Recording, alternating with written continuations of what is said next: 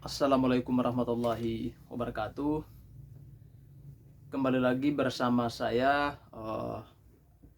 Wawan Gifari Tanah Saleh dengan channel edukatif, transformatif dan dialektis ya. Topik yang akan saya angkat adalah memperingati 100 tahun Jenderal Ahmad Yani. Nah, mungkin kawan-kawan atau teman-teman sudah kalau yang membaca sejarah, membaca buku sejarah atau semenjak di SMP atau SMA itu sudah pernah mendengar tentang sosok daripada Jenderal Ahmad Yani ini. Karena beliau terkadang kita dapati di jalan-jalan ya, misalnya di Jalan Ahmad Yani ya, itu hanya kita mengetahui ini Jalan Ahmad Yani, tapi ada sebagian generasi yang tidak tahu bahwa ini siapa sebenarnya.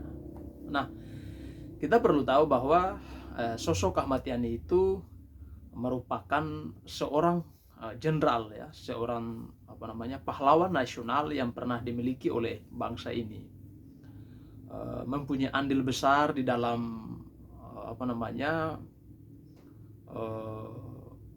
membela tanah air, kemudian di dalam peta ya, mempunyai andil besar di dalam melawan agresi Jepang, kemudian Belanda. Mungkin ada sebagian yang mengenal, ada sebagian yang tidak mengenal ya, apalagi generasi-generasi hari ini yang mempunyai aktivitasnya itu sudah bergeser daripada yang berbau sejarah, yang berbau intelektual, itu sudah langka ya, sudah jarang. Nah, untuk itulah saya di hari yang ke-100 Ahmad Yani ini mengajak untuk marilah kita banyak-banyaklah membaca literatur sejarah agar supaya kita mengetahui dan kita tahu ya para pahlawan kita, para founding father kita yang mempunyai kontribusi dan andil besar terhadap berdirinya bangsa kita.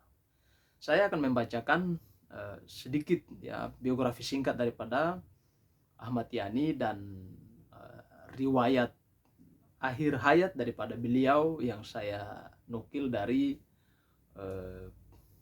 Wikipedia. Ahmad Yani lahir di Jenar, Purworejo, Jawa Tengah pada tanggal 19 Juni 1922 di keluarga Wong Surejo, keluarga yang bekerja di sebuah pabrik gula yang dijalankan oleh pemilik Belanda. Pada tahun 1927 Yani pindah dengan keluarganya ke Batavia, di mana ayahnya kini bekerja untuk Jenderal Belanda. Di Batavia Yani bekerja jalan melalui pendidikan dasar dan menengah. Pada tahun 1940 Yani meninggalkan sekolah tinggi untuk menjalani wajib militer di tentara Hindia Belanda pemerintah kolonial. Ia belajar topografi militer di Malang, Jawa Timur, tetapi pendidikan ini terganggu oleh kedatangan pasukan Jepang pada tahun 1942. Pada saat yang sama, Yani dan keluarganya pindah kembali ke Jawa Tengah.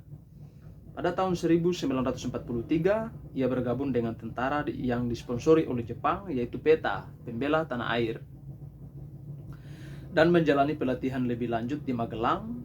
Setelah menyelesaikan pelatihan ini, Yani meminta untuk dilatih sebagai komandan peleton PETA dan dipindahkan ke Bogor, Jawa Barat untuk menerima pelatihan. Setelah selesai, ia dikirim kembali ke Magelang sebagai instruktur. Nah, itulah sedikit riwayat hidup daripada atau biografi singkat daripada Jenderal Ahmad Yani. Akhir hayat daripada sosok Jenderal Ahmad Yani. Sebagai presiden, Soekarno bergerak lebih dekat ke Partai Komunis Indonesia di awal 60-an. Yani yang sangat anti komunis menjadi sangat waspada terhadap PKI, terutama setelah partai ini menyatakan dukungannya terhadap pembentukan kekuatan kelima selain keempat angkatan bersenjata dan polisi, dan Soekarno mencoba untuk memaksakannya Nasakom. Itu salah satu doktrin politik Soekarno ya, yang disebut Nasakom, yaitu nasionalisme, agama, dan komunisme. Keduanya, Yani dan Nasution menunda-nunda ketika diperintahkan oleh Soekarno pada tanggal 31 Mei 1965 mempersiapkan rencana untuk mempersenjatai rakyat.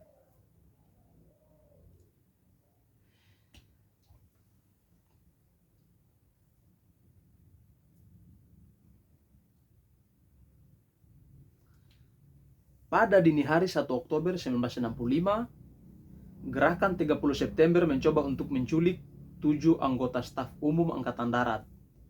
Sebuah tim dari sekitar 200 orang mengepung rumah Yani di Jalan Latu Harhari nomor 6 di pinggiran Jakarta Menteng, Jakarta Pusat.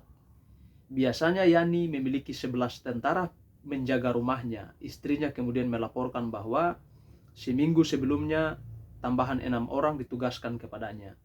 Orang-orang ini berasal dari Komando Kolonel Latif yang diketahui Yani adalah salah satu komplotan utama dalam gerakan 30 September. Menurut istri Yani, orang-orang tambahan tersebut tidak muncul untuk bertugas pada malam itu. Yani dan anak-anaknya sedang tidur di rumahnya, sementara istrinya keluar merayakan ulang tahunnya bersama sekelompok teman-teman dan kerabat.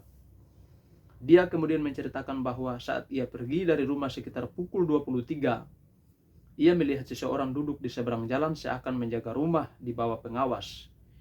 Dia tidak berpikir apa-apa pada saat itu, tetapi setelah peristiwa pagi itu, ia bertanya-tanya berbeda.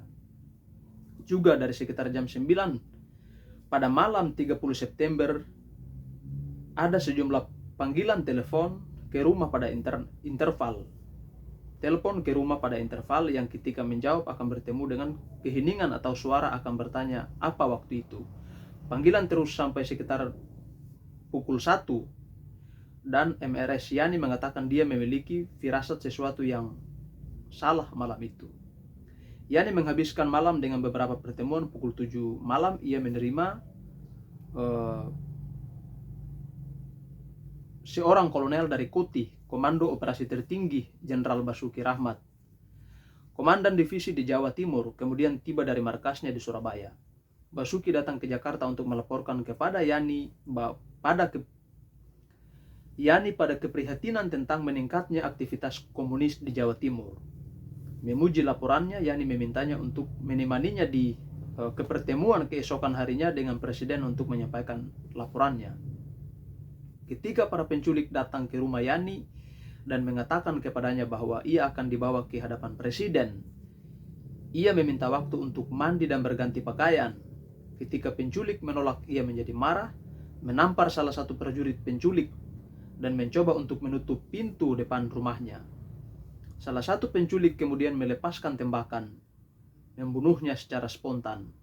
Tubuhnya dibawa ke lubang buaya di pinggiran Jakarta dan bersama-sama dengan orang-orang dari jenderal yang dibunuh lainnya disembunyikan di sebuah sumur bekas atau sumur tua.